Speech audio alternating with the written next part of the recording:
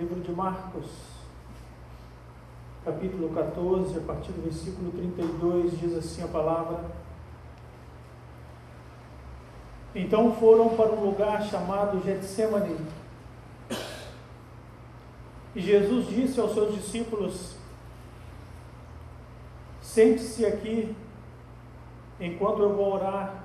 Versículo 33, levou consigo Pedro e Tiago e João, e começou a ficar aflito e angustiado, e lhes disse: A minha alma está profundamente triste, numa tristeza mortal. Fiquem e vigiem. 35. Indo um pouco mais adiante, prostrou-se e orava para que, se possível, fosse afastada dele aquela hora, e dizia: Abba, Pai, tudo te é possível. Afasta-te de mim este cálice, contudo não seja o que eu quero, mas sim o que tu queres. Amém. Somente até aqui, poder se assentar. Eu gostaria que você fechasse seus olhos. Vamos orar ao Senhor. Pai amado, bendito Deus, nós queremos te pedir perdão, Deus, por todas as coisas. O Senhor nos escolheu para estar aqui nesta noite, para estar aqui neste lugar. Nós precisamos ouvir a Tua voz nesta noite, Senhor. A Tua palavra precisa ser ministrada aos nossos corações. Nós clamamos para que o Teu Espírito venha fluir sobre as nossas vidas, revelando a Tua palavra, Senhor. Que ela penetre a nossa mente, os nossos corações, que ela invada a nossa alma, Deus, para que possamos, Senhor, ser impactados pela Tua presença. Que essa palavra tão preciosa possa ser fincada em nossos corações. Amém. E amém, Jesus. Livro de Marcos, capítulo 14. Jesus estava no Getsêmani e ele estava muito aflito, porque a palavra diz que havia sentimentos no coração, na vida de Cristo. O Salvador tinha ido, ele deixa a casa do Pai, ele deixa a eternidade, o céu, e vem à terra para salvar a humanidade. E como a palavra diz, havia aflição, havia tristeza, havia angústia, porque ele sabia que iria sofrer por um povo, ele sabia que teria que se entregar, e a palavra não apenas diz isso, mas ela diz mais adiante que Cristo ainda diz, ele orava para que, se fosse possível, que se tudo aquilo tivesse realmente que acontecer. Diz assim no 35, indo um pouco mais adiante, ele deixa os discípulos, prostrou e orava para que, se possível, fosse afastada dele aquela hora e aquele sofrimento. E ele dizia: Abba, Pai. Jesus nunca quis deixar de cumprir os planos de Deus. Quando Jesus vem à terra, ele sabia exatamente o que ele iria enfrentar. Mas como homem, ele vendo que iria sofrer tanto, ele vendo que iria passar por tantas aflições, e ele então coloca-se diante de Deus, e se fosse preciso, se realmente ele teria que passar por tudo aquilo, então nós já aprendemos algo nessa passagem.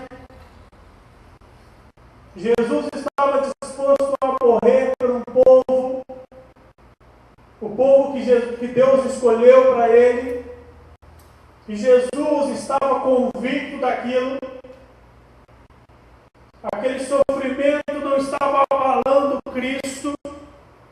mas aquele sofrimento estava trazendo ao seu coração, a sua alma, e o deixava angustiado, porque ele ia sofrer profundamente, e não apenas sofrer as coisas materiais e carnais, mas a ausência de Deus estaria sobre a vida dele naquele momento. Quando Jesus vai à cruz, a presença de Deus havia sendo retirada da vida dele. O Pai haveria de olhar para outra direção a não ser o Filho. É por isso que Jesus estava aflito, e ele já nos deixa um grande aprendizado nesse momento. Jesus sabia que quando a ira de Deus viesse sobre a vida dele naquela cruz, naquele momento, a ira de Deus sobre o pecado, e ele que carregava todo o pecado da humanidade, porque a palavra diz em João 3,16 que Deus amou o mundo de tal maneira, Deus amou cada ser humano nessa terra. O amor de Deus foi ao encontro de todo mundo. A voz de Deus ressoou através do mundo inteiro. E somente alguns e somente um povo pôde, a palavra, a voz de Deus pôde penetrar, e a aflição de Cristo naquele momento era saber que a ira de Deus iria cair sobre aqueles que não estavam sobre a vida em Cristo. Jesus estava aflito. Havia preocupações no Salvador. Não era apenas um homem, era o Filho de Deus. E a palavra continua, versículo 43, do capítulo 14. Enquanto ele ainda falava, apareceu-lhe Judas, um dos 12. Com ele estava uma multidão armada de espadas e varas, enviada pelos chefes dos sacerdotes, mestres da lei e líderes religiosos. Versículo 44. O traidor havia combinado um sinal com eles: aquele a quem eu saudar com um beijo é ele. Prendam-o e levem-no em segurança. Dirigindo-se imediatamente a Jesus, Judas disse: Mestre, e o beijou. Os homens agarraram Jesus e o prenderam. Então um dos que estavam por perto puxou a espada e feriu o servo do sumo sacerdote, decepando-lhe a orelha. Versículo 48, disse Jesus: estou eu chefiando alguma rebelião para que vocês venham me prender com espadas e varas? Todos os dias eu estive com vocês ensinando no templo e vocês não me prenderam. Mas as Escrituras precisavam ser cumpridas. Jesus deixa a eternidade, deixa o céu e vem à terra. Ele vem cumprir tudo aquilo que a palavra estava dizendo. Jesus vem cumprir todo o plano que foi predeterminado pelo Pai. E é por isso que ele diz: Senhor, Pai, Abba, Pai. E é por isso que havia aflição em Jesus. Jesus ama o seu povo, ama o mundo inteiro. O amor de Deus estava sobre toda a humanidade. Mas ele sabia, Jesus sabia que muitos o rejeitariam, que havia traidores, que havia pessoas que iriam começar a caminhada e iriam desistir. Mas mas o amor de Jesus ainda continua, porque ele diz: Senhor, que seja feita a tua vontade.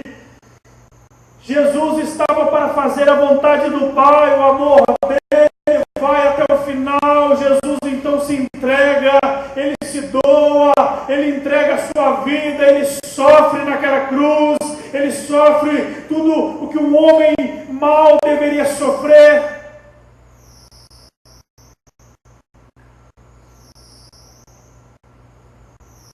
Para que eu e você tivéssemos vida,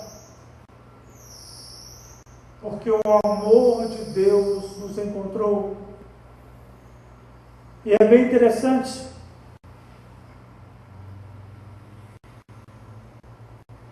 que quando Jesus estava aflito, e ele estava com seus amigos, os discípulos, e os discípulos estavam orando com ele. Só que os discípulos não entendiam muito bem o que Jesus iria sofrer, iria passar. Os discípulos estavam preparados a todo ponto a tirar Jesus daquele sofrimento, a ponto de Pedro cortar a orelha de um soldado, a ponto de Pedro tentar de outra maneira que não fosse a bíblica. E Jesus é bem enfático quando ele diz que ele não veio causar uma rebelião, ele não veio trazer a justiça, não naquele momento, ele veio para salvar a humanidade, ele veio para perdoar homens, ele veio para perdoar a humanidade dos seus pecados. O amor de Deus é feito carne, o amor de Deus se encarna e vem à terra para que eu e você estivéssemos aqui nesta noite, para que nós pudéssemos adorá-lo. O amor de Deus encontra a sua igreja. Deus ama o seu povo. E aquele sofrimento que eu e você devemos sofrer, aquela morte que nós deveríamos enfrentar naquele momento, Jesus leva sobre si. A ira de Deus é descarregada sobre o seu filho. O pecado precisava ser extinto, o pecado precisava ser apagado. É por isso que nós podemos nascer de novo, é por isso que as nossas transgressões podem ser perdoadas, porque o Filho de Deus se entregou. E aquele Getsemane não simbolizava somente a morte. Aquele Getsemane, aqueles momentos que Jesus iria sofrer, iria padecer, não simbolizava apenas que o homem iria à sepultura, mas ele iria ressuscitar, ele iria trazer vida. É por isso que quando nós um dia morrermos, quando a morte um dia nos encontrar, ela não poderá nos tragar por completo, porque o Filho de Deus nos deu vida. O Filho de Deus nos deu a oportunidade de, depois da morte, vencê-la. E quando nós pensamos, quando nós começamos a analisar a vida de Jesus, tudo que ele sofreu, versículo 53, eu gostaria que a igreja acompanhasse, do capítulo 14.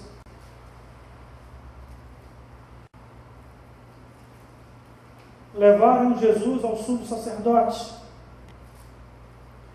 E então se reuniram todos os chefes dos sacerdotes, os líderes religiosos e os mestres da lei. Pedro seguia de longe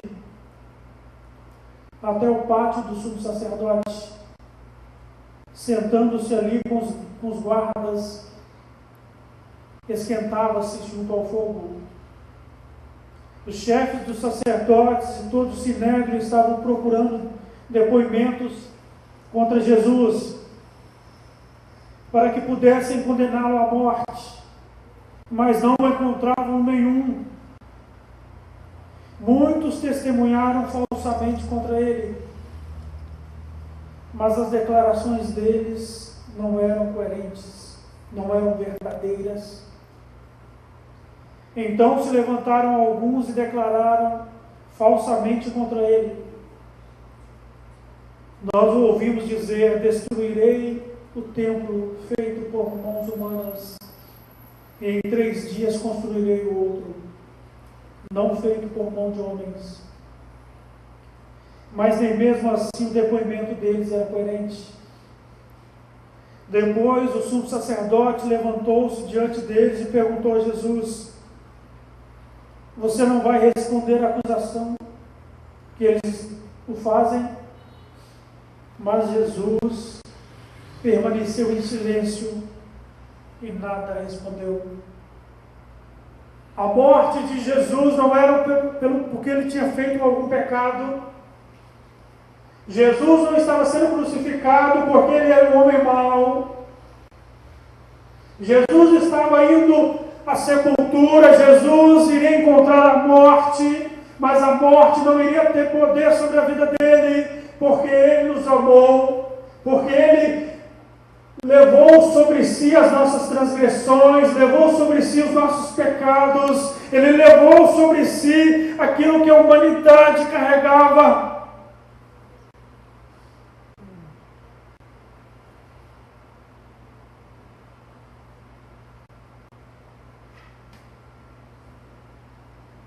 Jesus então se entrega. A palavra diz que ele não diz nada.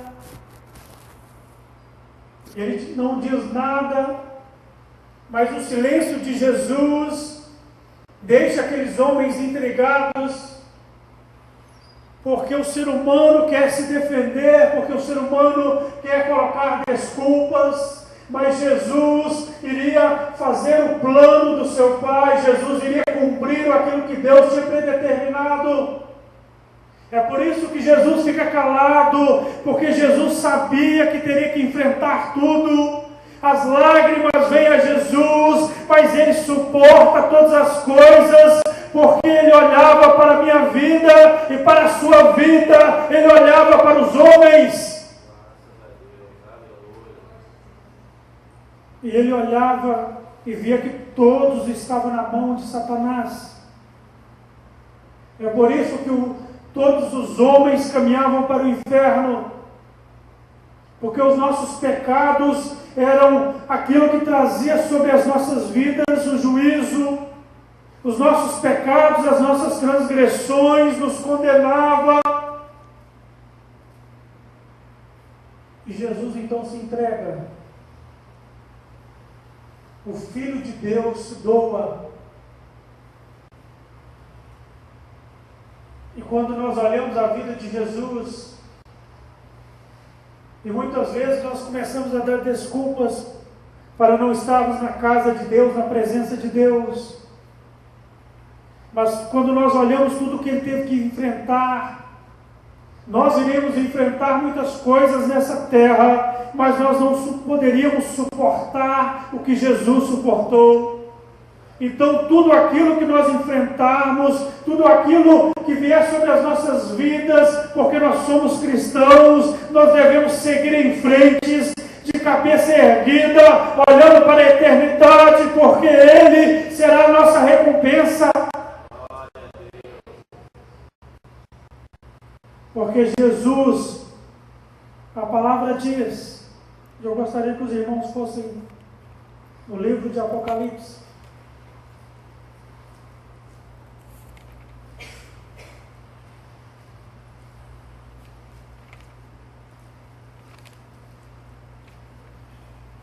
A partir do versículo 21, do capítulo 21.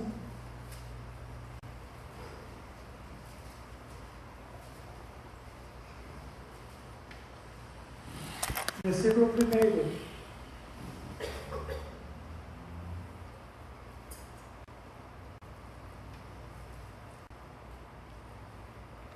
Então vi novos céus e nova terra,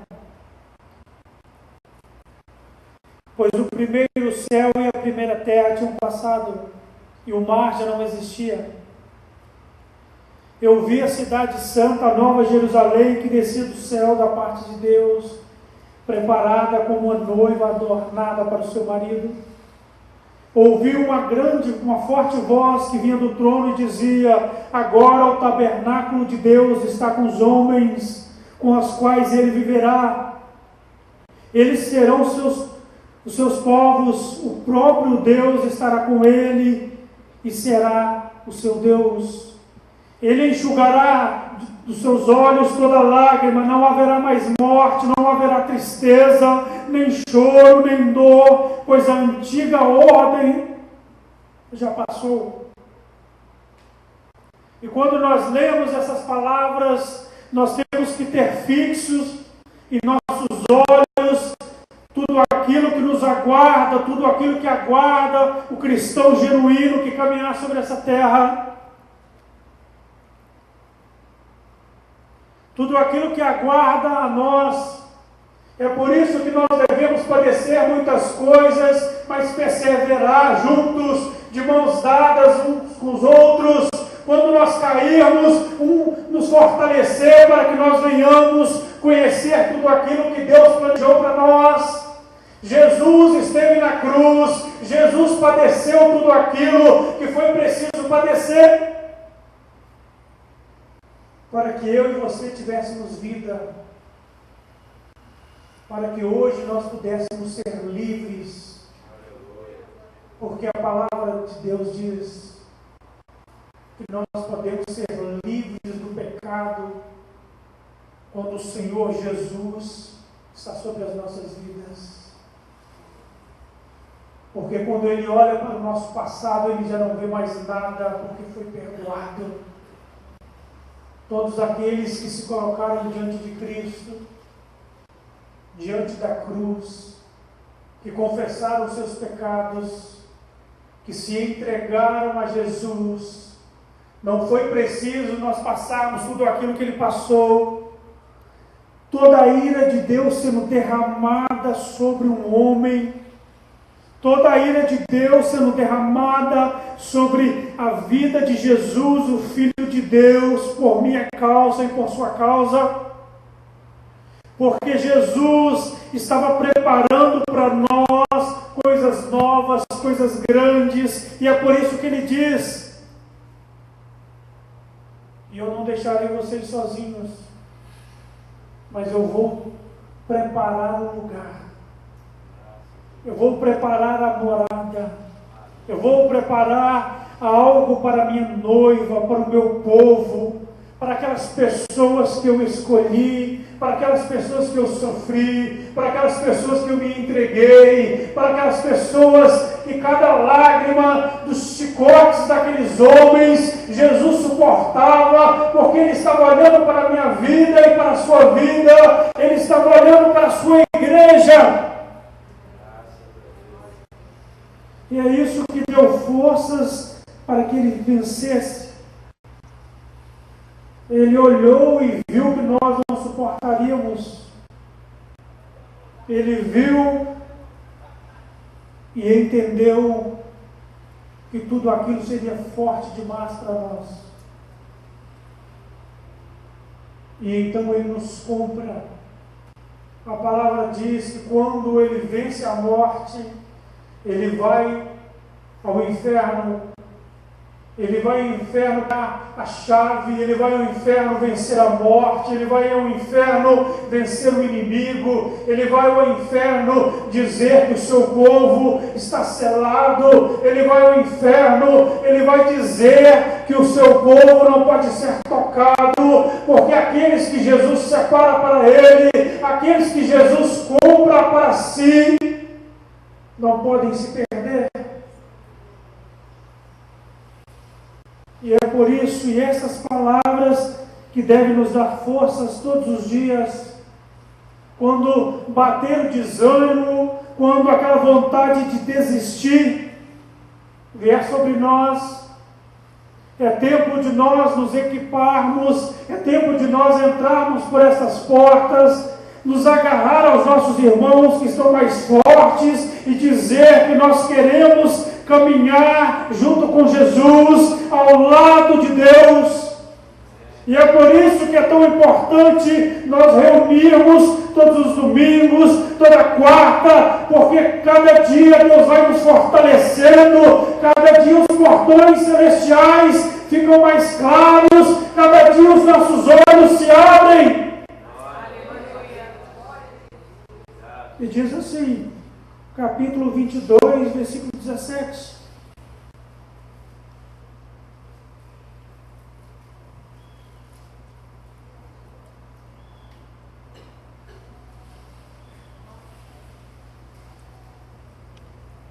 O Espírito e a noiva dizem: vem. E todo aquele que ouvir, diga: vem. Quem tiver sede, venha. E quem quiser beber, beba de graça da água da vida. Declaro a todos os que ouvem as palavras da profecia deste livro: se alguém lhe acrescentar algo, Deus lhe acrescentará as pragas descritas neste livro. Se alguém tirar alguma palavra deste livro de profecia, Deus tirará dele a sua parte na árvore da vida e na cidade santa, que são descritas neste livro. Aquele que dá testemunho dessas coisas diz: sim, venho em breve. Amém, vem, Senhor Jesus.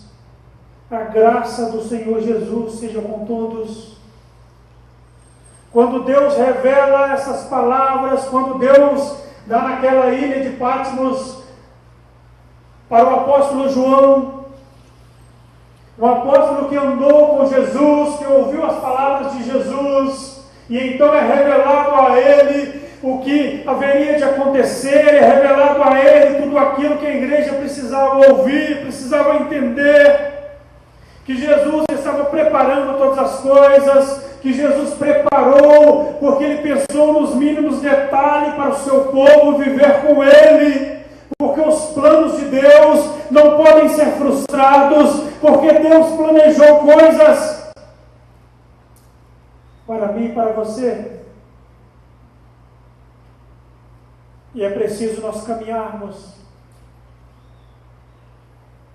ainda que seja em lágrimas, ainda que seja através de muitas lutas, entrarmos por esses caminhos, abraçarmos essas palavras, este livro de profecias, essas palavras de vida, porque as pessoas lá fora não podem entender isso, as pessoas deste mundo não podem entender como é precioso ser salvo por Deus, as pessoas deste mundo não podem sorrir, mas um sorriso verdadeiro. As pessoas deste mundo não podem ter a paz que nós podemos ter. As pessoas deste mundo não podem ter a esperança que nós temos pela fé que o Salvador um dia virá, voltará e levará o seu povo. As pessoas deste mundo não podem entender porque nós nos reunimos para adorar um Deus que nós não podemos ver, mas nós podemos senti-lo, porque é algo profundo. Elas não podem entender isso, porque elas estão mortas. Um dia nós estivemos mortos, e então nós que hoje temos vida, é preciso nós sairmos, é preciso nós anunciarmos, é preciso nós declararmos, porque há muitas pessoas mortas do nosso lado, e nós precisamos dizer que nós encontramos a vida, nós precisamos dizer que nós encontramos o Salvador, nós precisamos anunciar que Ele nos libertou, que nós somos nova criatura, que nós temos uma vida nova, que nós somos felizes agora, nós somos felizes porque Jesus entrou em nós, porque o Espírito Santo habita em nossas vidas. E elas não podem entender isso, porque as pessoas lá fora, elas podem sorrir, mas não um sorriso verdadeiro. Elas podem dizer que são felizes, mas elas ainda não conhecem a verdadeira felicidade. Elas podem possuir coisas, mas elas não podem ainda entender o que é um dia estar diante de Deus, um dia estar diante do Deus Todo-Poderoso que criou todas as coisas. E é por isso que Jesus vem para redimir o seu povo, para nos levar para um lugar que muitos não acreditam.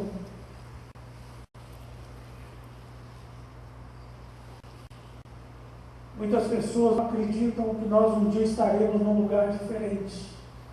A palavra diz: lá não haverá dor, não haverá lágrimas, lá não haverá pecado, lá não haverá nada de ruim, somente o que é bom. E é isso que tem que nos fortalecer, é isso que tem que estar cravado em nossas almas. Só assim nós iremos caminhar até o final, só assim nós iremos caminhar, estar diante deste caminho tão árduo, tão difícil, tão estreito, com tantos espinhos, e entrar por eles, ainda que em lágrimas, e ainda que todo ensanguentados, mas entrar felizes. E então a palavra diz que Deus nos dará um novo corpo, nós estaremos transformados, haverá um novo nome, haverá uma nova história, haverá algo que nós não podemos entender, algo que não podemos compreender. A palavra diz que quando Paulo diz que nós podemos apenas entender em partes, Paulo fala nas suas cartas, nós não podemos entender esse imenso amor de Deus ainda por completo, mas um dia nós entenderemos como nós somos entendidos. Um dia Jesus estará face a face conosco. Um dia nós poderemos abraçá-lo. Um dia nós poderemos realmente viver ao lado dele, face a face. Mas até lá ainda é um grande caminho. A história ainda não acabou.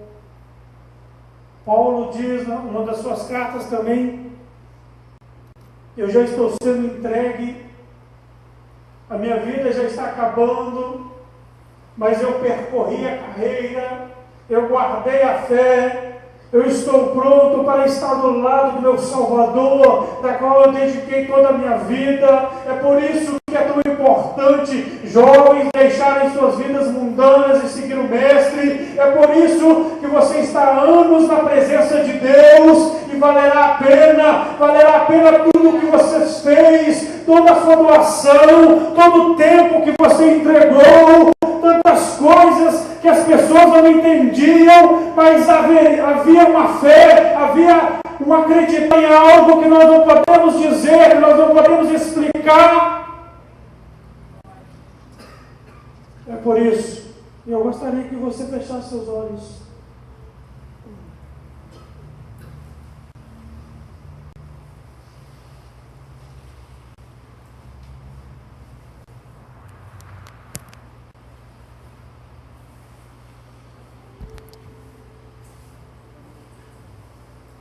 Aleluia, Jesus.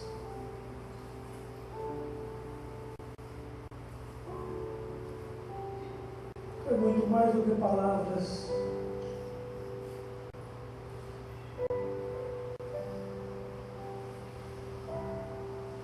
Aquele sentimento que Deus colocou em nossos corações.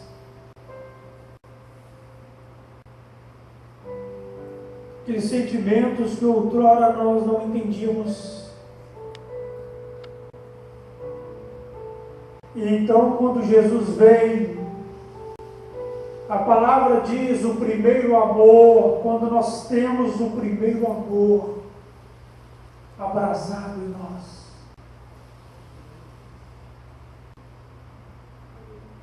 e eu te convido a orar neste momento, que o Senhor restaure em nós o primeiro amor. O primeiro amor às Escrituras, primeiro amor, a aliança que foi feita.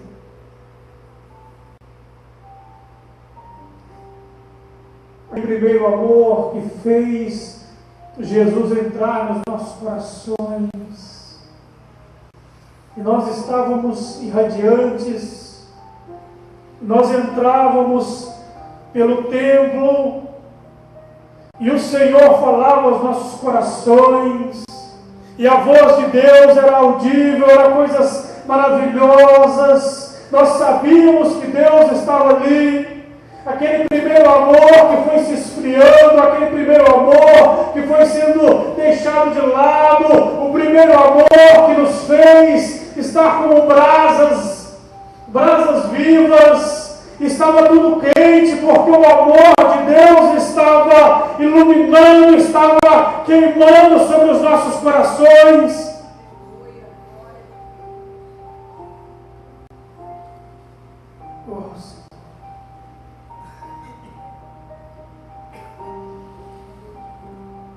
Nós te adoramos, Deus, porque um dia o Senhor sofreu por nós.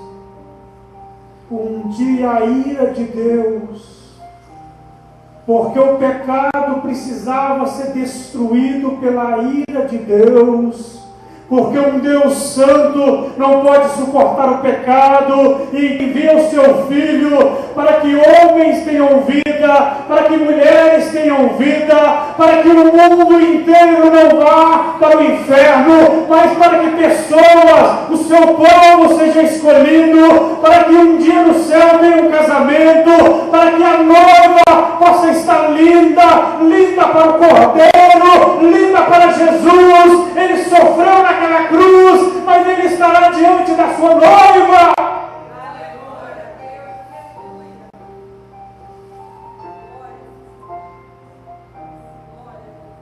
O amor de Deus.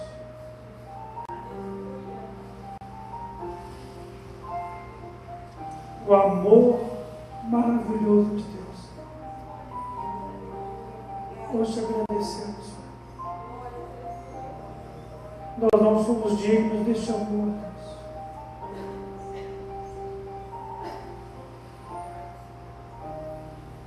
Mas um amor incondicional não quer nada em troca.